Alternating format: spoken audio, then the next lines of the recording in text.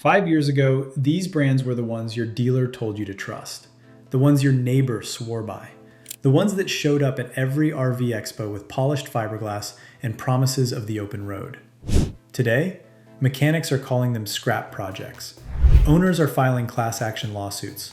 And dealers, the very people who sold you these units, are whispering to customers to look somewhere else. Here is the thing. Between 2021 and 2026, the RV industry pulled off one of the biggest silent downgrades in consumer history. They kept the logos. They kept the price tags. In some cases, they actually raised the prices.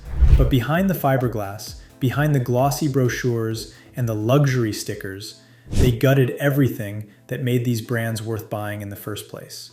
We are auditing 8 brands that collapsed from premium to junk in 5 years flat, and showing you exactly where they cut corners, who signed off on it, and how much money it is going to cost you if you do not pay attention. Smash that subscribe button because we are about to save you from some seriously expensive mistakes. And stick around until the very end, because the last brand on this list fell so hard, the federal government opened an investigation, owners filed a class action, and the company tried to bury it all behind non-disclosure agreements. Let us get into it. Brand number 1, Coachman. Coachman used to be a name that carried weight. A Forest River subsidiary, sure, but one that had its own identity. Solid mid-tier coaches, decent floor plans, a brand that first-time buyers could trust without draining their retirement account. That was 2021. By 2025, Coachman's reputation has been dragged down by the same disease infecting its parent company. Water leaks, electrical gremlins, outlets that do not work, vehicles that break down and become scrap metal years ahead of schedule. Owners of the Beyond model paid north of $145,000 for a 2026 Class B and are finding the same sloppy assembly that plagues trailers at half that price. The corporate reason is straightforward. Coachman does not operate in a vacuum. It builds under Forest River's umbrella, which means it inherits Forest River's production culture, piece rate pay, speed over quality incentives, and a factory system that rewards volume, not craftsmanship. Translation: you are paying a Coachman price for a Forest River assembly line product. The badge changed, the bill did not. Think of it like ordering a craft beer at a restaurant and getting a mass-produced lager poured into a fancy glass. Same liquid, different label, much higher bill. The verdict? Coachman is not a brand anymore. It is a sticker on someone else's problem. And if you think that is bad, the next brand did not even bother hiding it. Brand number 2, Fleetwood. Fleetwood is a name that goes back decades. Your grandparents might have owned one. For a long time, Fleetwood meant something. Road-tested Class A motorhomes with a reputation that outlived most of the competition. But today's Fleetwood is not your grandparents' Fleetwood. Owned by Rev Group, the brand's quality has become a coin flip depending on which product line and which factory built your unit. Some models get decent reviews. Others generate a flood of complaints about delivery defects, frame problems, and appliances that fail within months. The numbers tell the story. Industry data shows that warranty claim rates across major manufacturers like Rev have hovered around 30%. And Fleetwood's inconsistency means you might get a gem, or you might get a unit that spends more time in the service bay than on the highway. The real betrayal here is the price. Fleetwood still positions itself as a legacy brand. They still charge legacy prices. But the institutional knowledge, the workforce continuity, and the quality culture that built that legacy have been diluted by decades of corporate ownership changes and cost optimization. Translation: the name on the side of your motorhome is a museum piece. The build quality inside is 2026 budget tier. Fleetwood is selling you nostalgia at a markup, and nostalgia does not keep your roof from leaking. Now let us talk about a brand that moves volume and treats quality like an afterthought. Brand number 3, Keystone. Keystone is a volume giant. A Thor Industries subsidiary with sub-brands like Montana, Cougar, and Hideout, Keystone has spent years dominating dealer lots with sheer quantity. In 2021, they were everywhere, and for a lot of first-time buyers, that visibility felt like validation. It was not. By 2025, Keystone's reputation has become a case study in what happens when scale replaces standards. Owners report electronics that malfunction out of the box, sensors that give false readings, and pressboard cabinets that literally fall apart under the stress of normal travel. Frame cracks, slide-out failures, a recall history that reads like a confession letter. One owner of a 2023 Hideout reported that on his maiden voyage, trim fell off, speaker covers detached, lighting was dead, and the sink faucet fell off. The brand's overall rating on RV Insider sits at a 3.1 out of 5, and even the 5-star reviews read more like relief than enthusiasm. The corporate machinery driving this is Thor's acquisition strategy. When you buy that many brands, you do not run them independently. You run them on margin targets. And margin targets mean cheaper materials, faster assembly, and a factory culture where the worker's paycheck depends on how many units they push out the door, not how many they build right. Translation: Keystone is not building RVs, they are building inventory. And if you are finding this breakdown useful, hit the like button. It really helps the channel cut through the noise. Brand number 4, Forest River. If Keystone is the poster child for volume over quality, Forest River is the empire built on it. Owned by Berkshire Hathaway, yes, Warren Buffett's company, Forest River has racked up more recalls over the past decade than any automaker or RV manufacturer in the United States. Not a few more, the most. A 2025 Wall Street Journal investigation confirmed what mechanics and owners had been screaming about for years. Forest River averages 50 recalls per year, and nearly half of them stem from human manufacturing errors, not faulty parts. The workers are not installing defective components. They are installing the right components wrong, puncturing microwaves with screws that are the wrong length, inserting incorrect fuses that create fire risks because the factory ran out of the right ones, misaligning furnace vents, a problem that went undetected for a month after the inspector responsible for checking them quit and nobody replaced him. In one recent year alone, Forest River recalled over 200,000 units. Their compensation structure is the smoking gun. Piece rate pay. You get paid per unit, not per hour. That means every minute you spend double-checking a wire connection or reseating a seal is a minute you are not getting paid. Speed is the product, your safety is the externality.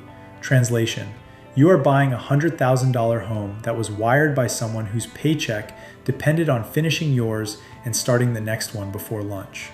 Forest River is not an RV manufacturer. It is a recall factory that occasionally ships a working unit.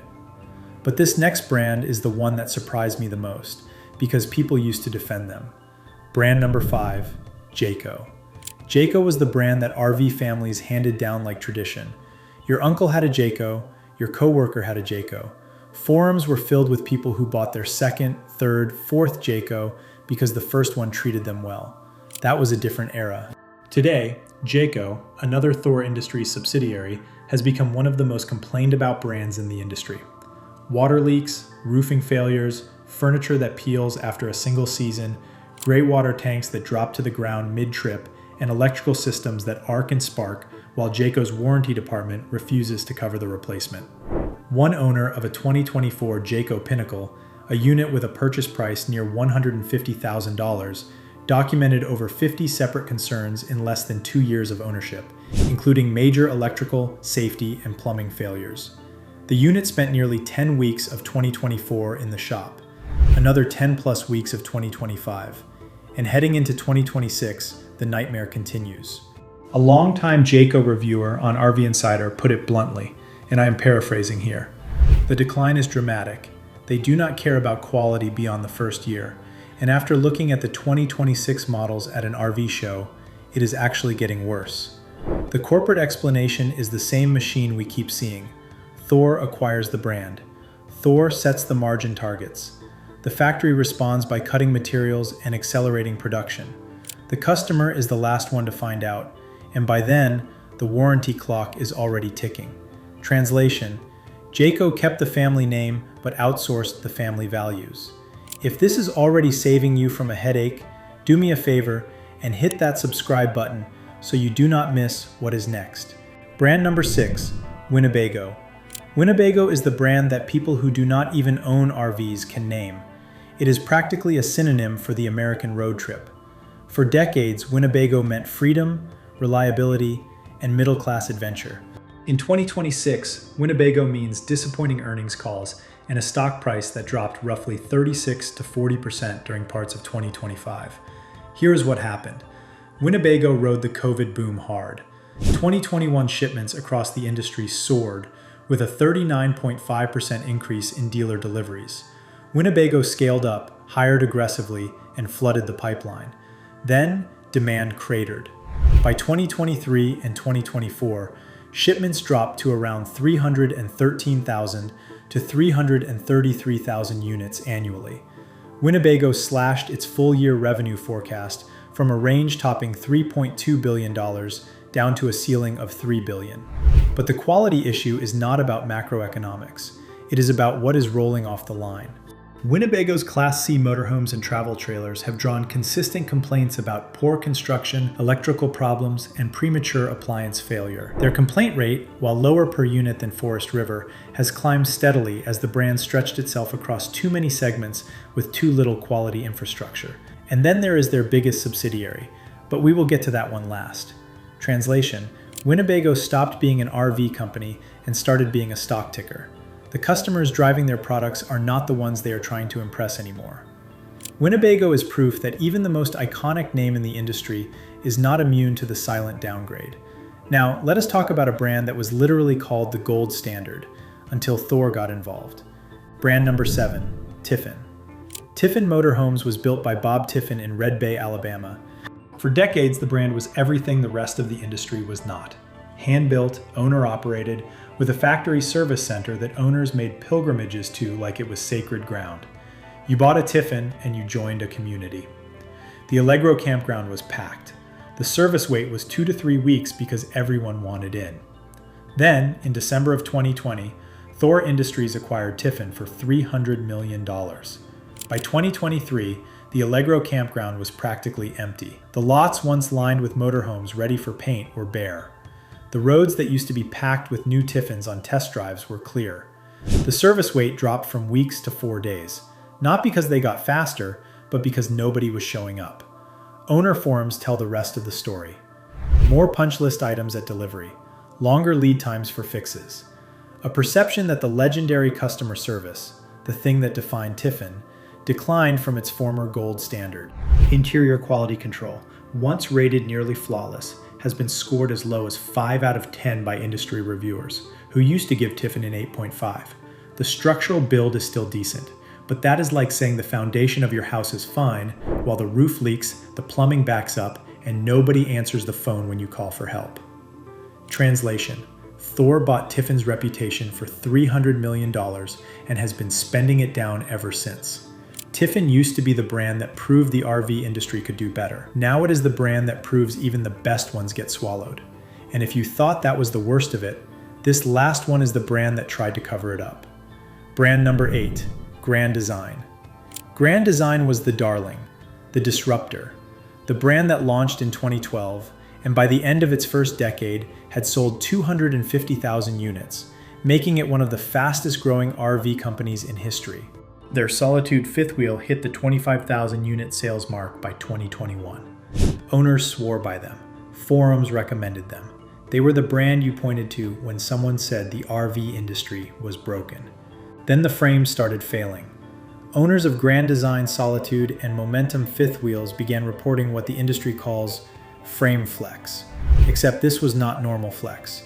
This was slow motion structural collapse. Walls separating from the frame, welds cracking, slide outs opening while the RV was in motion on the highway, cargo hatches popping open, doors and cabinets misaligning to the point of being unusable. The National Highway Traffic Safety Administration opened an investigation in October of 2024, covering nearly 56,000 units manufactured between 2017 and 2023. One independent repair shop owner reported that 70% of the Grand Design units inspected at his facility showed frame issues. A certified welder and retired structural stress analysis engineer found frame failures in all 10 Grand Design RVs he examined at various campsites. And here is where it gets ugly. A class action lawsuit filed in April of 2025 alleges that Winnebago and Grand Design knew about the defective frames and chose to bury the problem. non-disclosure agreements with owners who complained, censoring online reviews, misleading marketing that promoted these units as full-time living quarters, while the frames underneath could not handle the weight of the living space they bolted on top. Warranty claims paid by Winnebago increased by 278% between 2017 and 2023. The company's own CEO dismissed the concerns as misinformation on an earnings call. The NHTSA received 125 complaints about 2020 to 2023 models alone, with 91 specifically mentioning frame issues. Grand Design did not build a premium RV. They built a marketing campaign on top of a frame that could not hold it, held together by hope and self-tapping screws. Grand Design is not a cautionary tale about one bad product. It is a cautionary tale about an entire industry that will sell you a six-figure investment and then make you sign a gag order when it falls apart. So where does this leave us? 8 brands, every single one of them traded on trust they built in a different era, and then quietly dismantled the engineering, the workforce, and the quality culture that earned that trust in the first place. This is not 8 isolated failures. This is a systemic industry pattern. Post-COVID cost-cutting that was never reversed, piece rate pay that rewards speed over safety, and a dealer network that keeps selling 2026 models at 2021 premium prices while knowing full well the spec sheet shrank. Stop shopping like a victim and start thinking like an auditor. And here is your action plan. First, always compare the current model year spec sheet to the same model from 3 to 5 years ago. If materials changed, if the insulation rating dropped, if they swapped Asdel for Luan or marine grade wiring for residential grade, that is your red flag. Second, demand the pre-delivery inspection checklist and inspect wiring, seals, and frame welds yourself. If the dealer will not let you see it, that is your second red flag. Third, look at independent, factory direct brands that never got acquired. Companies like Northwood, Oliver, and Casita still build on a different philosophy. They are harder to find on dealer lots because they do not play the volume game, and that is exactly why their build quality has held. Fourth, use resale value trends as a proxy for real-world quality. The market does not lie. If a brand's 3-year-old units are selling for 40 cents on the dollar, the market is telling you something that the brochure never will. The RV industry wants you to shop with your eyes. Glossy fiberglass, big floor plans, premium stickers on the window. But in 2026, the only thing that matters is what is behind the wall. And right now, behind a lot of walls, there is nothing but cost-cutting, corporate indifference, and a prayer that you do not notice until the warranty expires. Let me know in the comments which brand on this list surprised you the most. And if you want to make smarter choices, subscribe and hit the bell. I will see you in the next one.